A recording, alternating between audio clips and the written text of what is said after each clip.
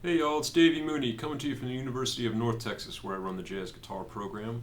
I'm a Benedetto artist, Sunnyside Records artist, got my Sunnyside CDs, new ones getting recorded this July.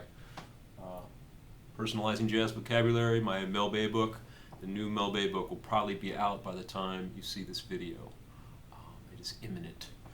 And semester is done over here, y'all, so I'm recording this video. It's kind of mid to late May, and also getting excited to head out to Jalapa, Mexico for the month of June, most of the month of June, to do some playing and hanging out and enjoying the amazing coffee down there. But that's not what I wanted to talk about today. I wanted to talk about the Benny Golson tune Stablemates, one of his more popular tunes, along with Along Came Betty, Whisper Not. It's really great. I mean, Benny Golson's one of the great jazz composers for sure. And this tune has been recorded a bunch of times. I was going back through the various versions. There's one from '58 of Benny Golson and the Philadelphians, which is a great Blue Note record with Lee Morgan and Philly Joe Jones, Ray Bryant, I guess, and Percy Heath. And there's also, Miles Davis recorded it on the new Miles Davis Quintet. In the few years before that, I think, with Train and Red Garland. And Dexter Gordon has a record called Stablemates from the 70s. I found a Cedar Walton version, Cedar Walton and Buster Williams in duo. And these days it's pretty common jam session tune. And newer records, I found a live version of Walter Smith, great tenor player, playing it. So it's definitely a popular tune, and this is one of those where I actually started listening to the old versions. This is one of those songs that I think somebody showed me. I didn't learn it from a book, and I can't remember. But at some point somebody was like, here's how it goes, and it's the A sections are 14 bars. It's an interesting form. It's ABA form, 14 bar A section, 8 bar bridge, 14 bar A section. And they showed me that the chords were the opening was E minor 9, A7,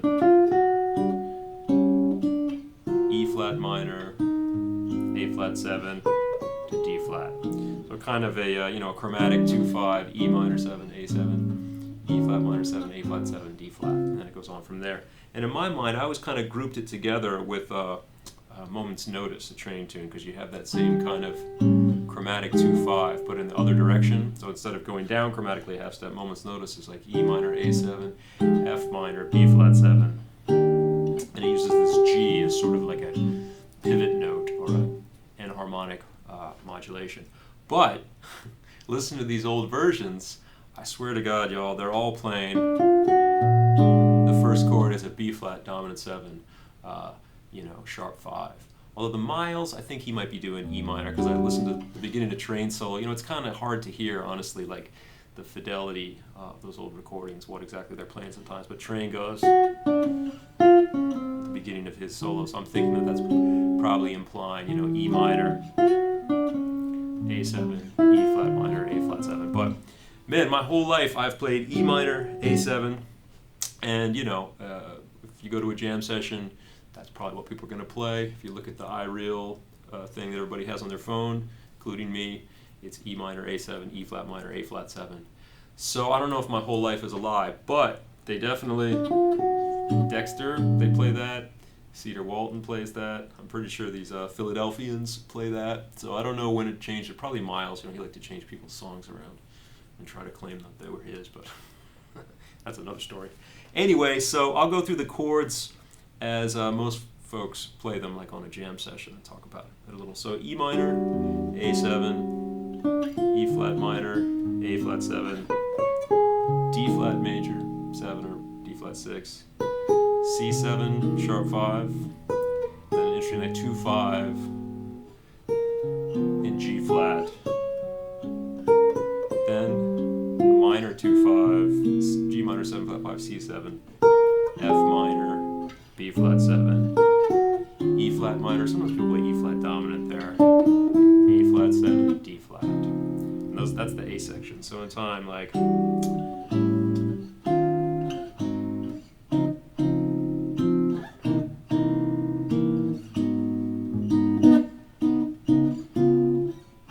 flat,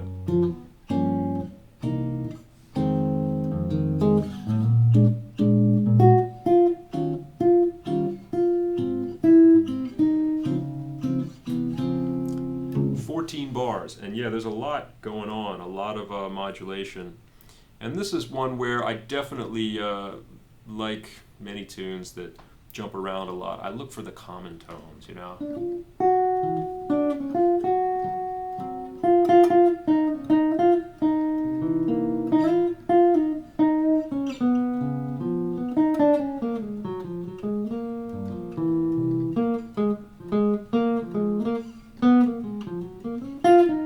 So like, you know, for instance, G flat, F sharp works on both E minor, A7, and E flat minor, A flat 7. It's not that I'm only going to play that note, but that note can be like a pivot note.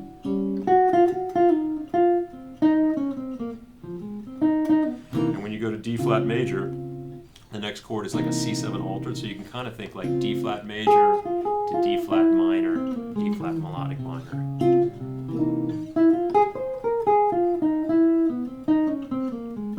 There's a lot of common notes like E flat works for both of those. D flat, you know, if you want, kind of works, but you know, yeah, D flat major to D flat melodic minor is a nice thing, and then to get to A flat minor, yeah, again, E flat is a common tone, B flat is a common tone, so you go just 2-5 to G flat. Then you get from G flat to G minor 7 flat 5. I guess the chords don't actually jump that far away. They're all real close, like G flat major 7 to G minor 7 flat 5. I mean, it's right next door, but and the upper structure is very similar. Like a B flat minor sound is G flat major from the third and G minor 7 flat 5 from the third as well. C7, F minor, and then you have 3, 6, 2, 5.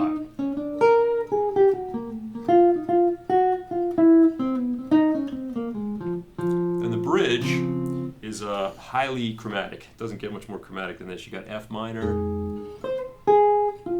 G flat 9, G7 kind of with a sharp 5, C7, and then what I do here, I do 2 5s here. Some people just do dominant, so I go like F sharp minor, B7, F minor, B flat 7, E minor 6, A7, A flat 7, I'm sorry, E flat minor 7, E flat minor 6, A flat 7. Hope I said all those right because there's so many chords.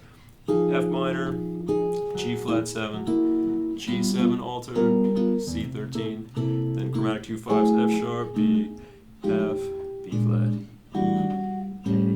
E flat, A flat. And then, you know, we would be led to believe by all the charts and what people play that to get back to the A section you play E minor, although a lot of these earlier recorded versions play a B flat 7 sharp 5 there. A section again.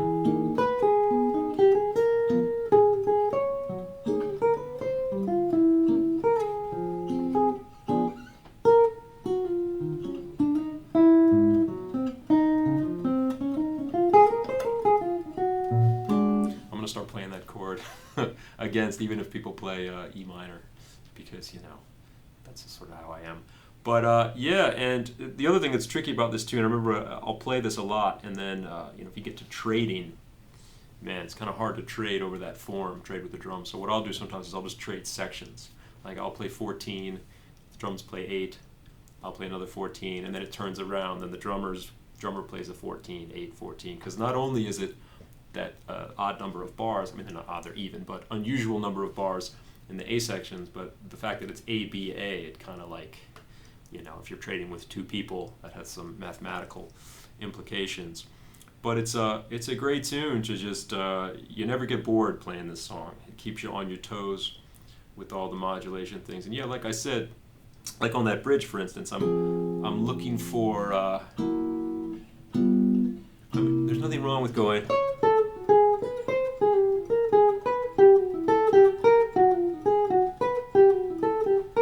you know, playing a parallel thing as the chords go down in half steps like that, you know, nothing wrong with it. A lot of great jazz solos do that, but you know, I kind of want to do something other than that, and at times kind of go against the motion of the bass and maybe ascend or just kind of stay in one spot. So I might play the bridge.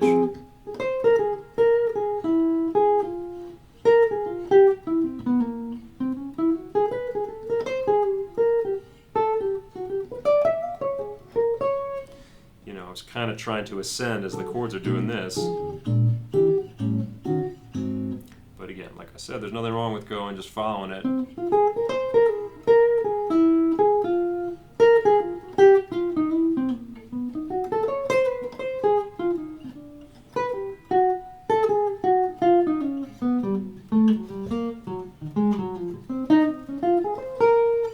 But you know, part of me just wants to see if I can do it, go the other direction, like maybe even if it were like F sharp B, if I could go like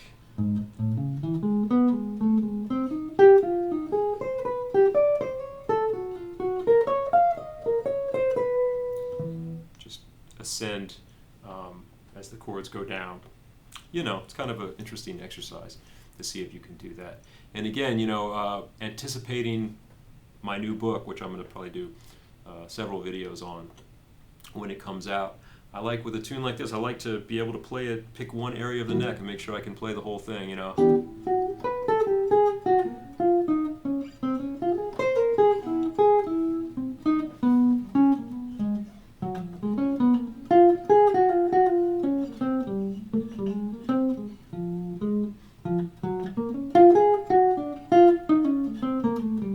Not move when it comes to this part.